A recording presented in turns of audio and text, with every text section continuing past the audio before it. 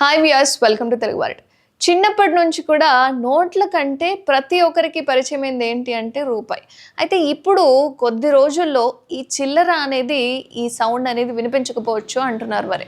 ఎందుకంటే ఒక రూపాయి నాణెం తయారు చేయడానికి రూపాయి కంటే కూడా ఎక్కువే ఖర్చు అవుతుందట. పావలా కోడికి బారణ మసాలా అన్న సామెతకు అచ్చుకుద్దినట్లుగా సరిపోతుంది ఈ పోలిక.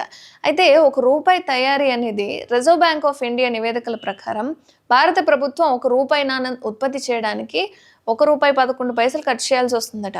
అంటే ఒక రూపాయి నాణానికి 11 పైసలు ఎక్స్ట్రా నష్టం అనేది వస్తుంది. దీంతో ఈ రూపాయి నాణెం తయారీని నిలిపేస్తే మంచిదని అభిప్రాయం వ్యక్తం చేస్తున్నారు ఆర్థిక నిపుణులు. ఈ క్రమంలోనే ఇతర కాయిన్స్ మాత్రం ప్రభుత్వానికి లాభదాయకంగానే ఉన్నాయి. కేవలం ఒక రూపాయి కాయిన్ మాత్రమే.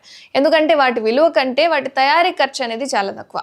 ఫర్ ఎగ్జాంపుల్, ₹2 నాణానికేమో రూపాయి 28 పైసలు, ₹5 నాణెం తయారీకి రూపాయల 69 పైసలు, ₹10 నాణెం తయారీకి కేవలం ₹5.54 మాత్రమే ఖర్చు అవుతుంది. అయితే వీటి తయారీతో ప్రభుత్వానికి లాభమే వస్తుంది. మరి రూపాయితో ఎందుకు అంత ఎక్కువ ఖర్చు అవుతుందనే తెలియదు. ఈ నాణాలన్నీ ముంబై, హైదరాబాద్, ఇతర నగరాల్లో ఉన్న ప్రభుత్వ మింట్లలో తయారవుతూ ఉంటాయి. రూపాయి నాణెం స్టెయిన్లెస్ స్టీల్తో తయారు చేస్తున్నారు. అయితే ఇటీవలే అమెరికా పెన్నీ ఉత్పత్తిని ఖర్చు పెరుగుతుందని దాని ఉత్పత్తిని కూడా నిలిపివేసింది. అలాగే ఆర్బీఐ కూడా రూపాయి నాణెం ఉత్పత్తిని నిలిపివేస్తే బెటర్ అనే అభిప్రాయాలు వ్యక్తం చేస్తోంది. ప్రభుత్వానికి నాణేల కంటే నోట్ల ముద్రణ చాలా లాభదాయకరం. ఇక ఆర్బీఐ డేటా ప్రకారం నోట్ల ముద్రణ ఖర్చు వాటి ముఖ విలువ కంటే చాలా తక్కువ.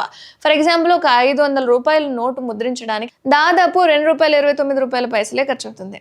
ఇక ₹200 నోట్ అయితే ₹2.37 ఖర్చు అవుతుంది. ఇక ₹100 నోటుకి ₹1.77 ఖర్చు అవుతుంది అనమాట.